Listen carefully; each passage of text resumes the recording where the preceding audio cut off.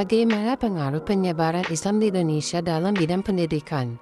Pengaruh penyebaran Islam di bidang pendidikan di Nusantara, khususnya Indonesia, yaitu munculnya tempat pengajian di madrasah atau masjid sebagai sarana pendidikan. Munculnya pondok-pondok pesantren sebagai lembaga pendidikan yang diasuh oleh kiai. Penyebaran Islam di bidang pendidikan antara lain: A. Masjid di era modern. Masjid tetap digunakan sebagai pendidikan ilmu-ilmu agama seperti pengajian-pengajian, pendidikan Al-Quran, dan lain sebagainya. Adanya taman pendidikan Al-Quran, kelompok-kelompok pengajian, dan majelis taklim berpusat di masjid. B. Pesantren atau surau. Pesantren di Minangkabau dikenal dengan istilah surau, dan di Semenanjung Malaka dikenal dengan istilah pondok. Pesantren adalah sekolah Islam berasrama yang bertujuan sebagai tempat memperdalam Al-Quran dan Sunnah Rasul, dengan mempelajari bahasa Arab dan kaidahnya. C. Madrasah. Madrasah adalah sekolah yang mengajarkan pendidikan umum dengan ciri khas agama Islam.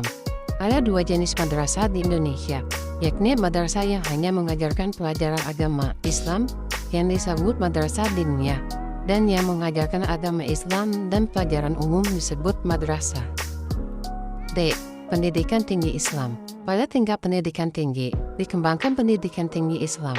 Berdasarkan pengelolaannya, pendidikan tinggi Islam di Indonesia ada dua jenis, yakni pendidikan tinggi yang dikelola pemerintah dan yang dikelola swasta, seperti UIN, STAIN, UHAMKA, dan lain-lain.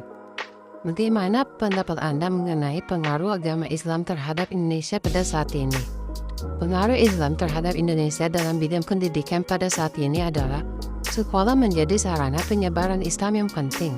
Semakin terkenalnya ulama atau kiai yang mendirikan pesantren tersebut, maka semakin berpengaruh pesantren tersebut di tengah masyarakat sekitar, sehingga ajaran Islam dapat menyentuh berbagai kalangan di masyarakat.